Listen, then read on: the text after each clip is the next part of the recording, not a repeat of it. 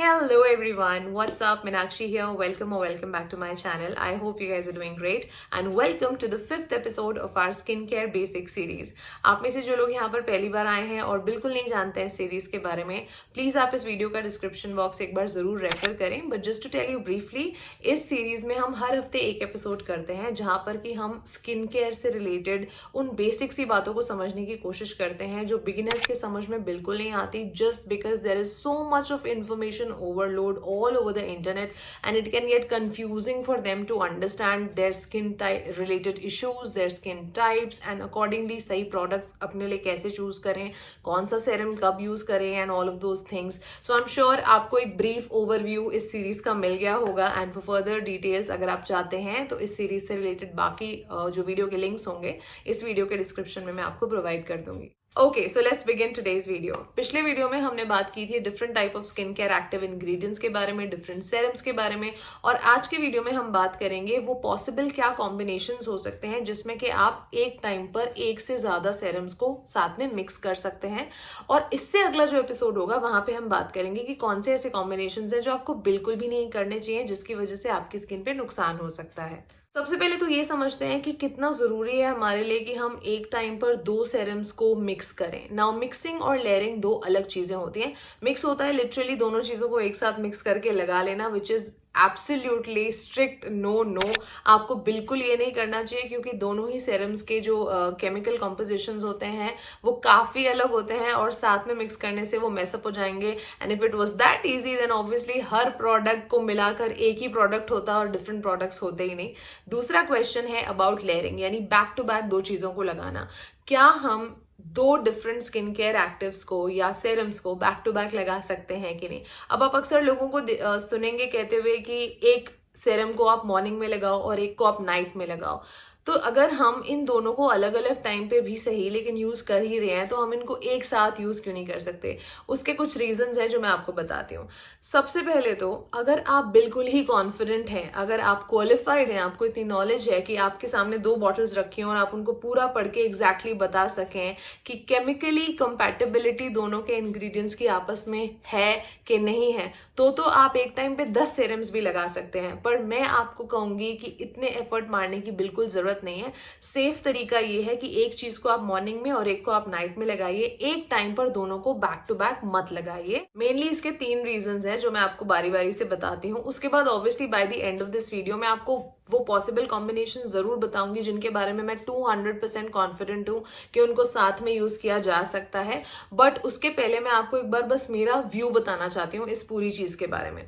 सबसे पहली बात यह है कि अगर दो डिफरेंट चीजें होंगी तो उनके अंदर जो एक्टिव्स प्रेजेंट हैं उनका केमिकल स्ट्रक्चर काफी अलग होता है जो दो तरह से आपकी स्किन पे असर कर सकता है. एक तो ये कि जो हार्मलेस असर होता है, यानी कि फॉर एग्जाम्पल दोनों ने साथ में मिलकर कुछ गड़बड़ नहीं की आपकी स्किन पे, but at the same time दोनों जब साथ में आ जाते हैं तो एक दूसरे की केमिकल कॉम्पोजिशन को डिस्टर्ब करते हैं, इनएक्टिव कर देते हैं, यानी कि नल एंड वॉइड कर देते हैं. एक की वजह से दूसरा काम नहीं कर पा रहा, दूसरे की वजह से पहला काम नहीं कर पा रहा.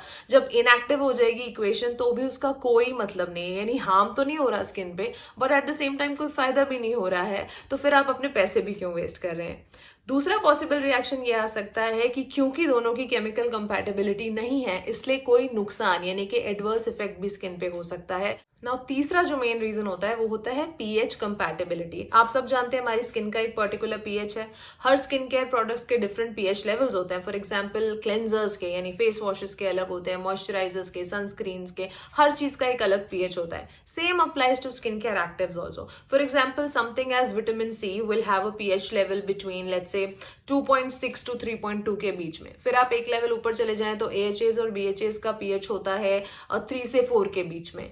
फिर आप रेटिनॉइड्स पे अगर चले जाएं तो उनका 4+ होता है, 4, 5 to up till like 6 to 6.5 तक उनका पीएच होता है. तो इन डिफरेंट एक्टिव्स के पीएच अलग होते हैं. तो जैसे आपने अपनी स्किन पे एक कोई चीज लगाई तो अब आपके स्किन को टाइम लगेगा, मिनिमम 30 टू 50 या 60 मिनट्स लगेंगे for your skin to retain its natural pH level again, for it to come back to its normal pH level. And उसके बाद is the right time for you to apply a second active. यानी कि अगर आप दो actives को back to back लगाना भी चाहते हैं तो तो या तो आप कम से कम 1 घंटे का टाइम दीजिए अपनी स्किन को उसका नॉर्मल पीएच रिटेन करने के लिए। ना ऑब्वियसली चाहे एएम हो या पीएम, किसी के पास इतना टाइम और पेशेंस नहीं है कि 2 स्टेप्स के बीच में आप 1-1 घंटे का गैप डालेंगे। That's why do not complicate it so much. If at all आपको कोई कंफ्यूजन है तो आप एक टाइम पे 2 एक्टिव्स यूज ही मत करो, एक को दिन और एक को रात में रखो। Just keep it simple, it's not worth.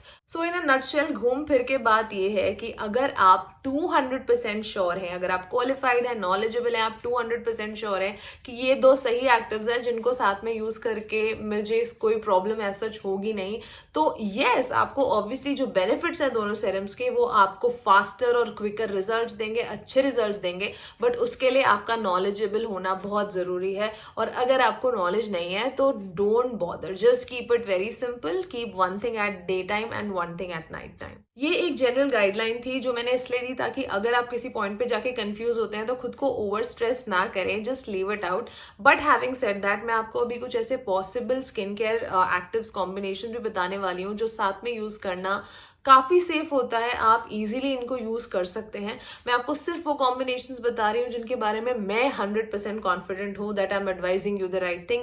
Apart from this also हो सकते हैं कुछ कॉम्बिनेशंस हो, बट मुझे उनकी नॉलेज नहीं है, so I am not going to talk about that. मैं आपको सिर्फ वो कॉम्बिनेशंस दूंगी जो मोस्ट स्किन टाइप फ्रेंडली हैं, साथ में हमेशा अच्छे से वर्क करते हैं। और मैं ये इसलिए दे रही हूँ बिकॉज मुझे बहुत सारे क्वेश्चन आते हैं कि दी मेरे इस सीरम में ये है, उसके बाद मैं ये वाली क्रीम लगाती हूँ या फलाना वाला मॉइस्चराइजर लगाती हूँ, उसमें ये है, तो क्या मैं इनको साथ में लगा सकती हूँ कि नहीं? और इंडिविजुअली मुझे फिर सबको रिप्लाई करना पड़ता है। So next time you have a question like that, please refer to this video, because हो सकता है कि आप 2 एक्टिव्स ना लगा रहे हो, आप एक्टिव एक ही लगा रहे हो, लेकिन उसके बाद आप जो मॉइस्चराइजर या क्रीम लगा रहे हो उसमें कुछ ऐसा आ गया जिसने आपको कंफ्यूज कर दिया। तो इसलिए अभी मैं आपको कुछ गुड कॉम्बिनेशंस देने वाली हूँ जो आप साथ में सेफली यूज कर सकते हैं। सबसे पहला combination which is the most simplest, that is lactic and glycolic acid. दोनों ही स्किन को एक्सफोलिएट करने के लिए बने होते हैं, स्किन को डिटेक्सचराइज करते हैं और आपकी स्किन टोन को ब्राइटन अप करते हैं। तो अगर skin brightening is one of your thing, then you can very safely easily do this combination. Combination number 2 is hyaluronic acid and ceramides. इनको आप साथ में लगा सकते हैं अगर आपकी स्किन ड्राई है, डिहाइड्रेटेड है, या आपको अपने स्किन का जो बैरियर रिपेयर फंक्शन है उसको स्ट्रॉन्ग करना है। Number 3 is niacinamide and salicylic acid. इन दोनों चीजों को साथ में यूज करना is a wonderful brilliant combination for those of you जिनको एक्ने वगैरह का प्रॉब्लम होता है और स्किन पे एक्सेस सीबम प्रोडक्शन का प्रॉब्लम होता है।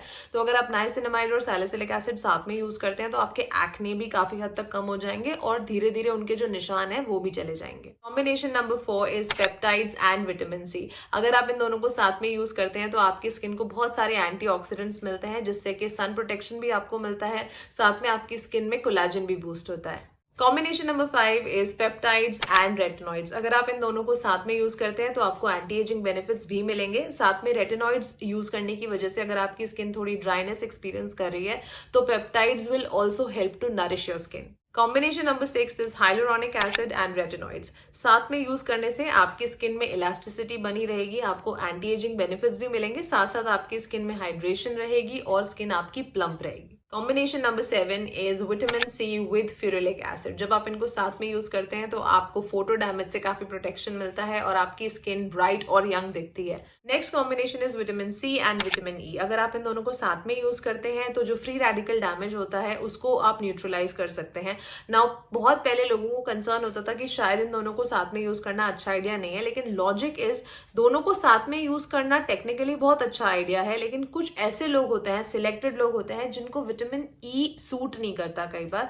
That's the only problem. Otherwise अगर आपको कोई बना बनाया प्रोडक्ट मिल रहा है जिसमें सी और ई एक साथ में है तो वो कोई भी अनसेफ नहीं है, आप उसको इजीली यूज कर सकते हैं। And the last combination that you can safely try is hyaluronic acid and vitamin C. जब आप इनको साथ में यूज करते हैं तो आपको जो टेक्सचर की प्रॉब्लम है, फाइन लाइंस और रिंकल्स की प्रॉब्लम है, उसमें आपको काफी मदद मिलती है और ओवरऑल भी आपका जो कंप्लेक्शन है, आपकी जो स्किन की लॉस्ट रेडियंस है वो वापस आ जाती है। These are one of the most safest skincare combinations that you can go for. ये मैक्सिमम स्किन टाइप्स को सूट ही करेगा। The general rule still does apply कि एक चीज लगाने के बाद थोड़ा टाइम दीजिए स्किन को उसको एब्जॉर्ब करने के लिए और उसके बाद आप दूसरी चीज लगाइए। बट मोस्ट केसेस में ये कॉम्बिनेशन सबके लिए वर्क करते ही हैं। बट अगर आप कहीं भी कंफ्यूज हो रहे हैं, simply when in doubt just leave it out. And that's it for today's video guys. Next video में हम बात करेंगे उन कॉम्बिनेशंस की जो आपको बिल्कुल भी नहीं करने हैं साथ में। So please stay tune for that video because I think that video is going to be even more important than this one. अगर आज का वीडियो आपको बेनिफिशियल लगा तो प्लीज इस वीडियो को एक छोटा सा लाइक आप जरूर कीजिए, और अगर चैनल पर पहली बार आए हैं तो सब्सक्राइब जरूर कीजिए for more such videos in future.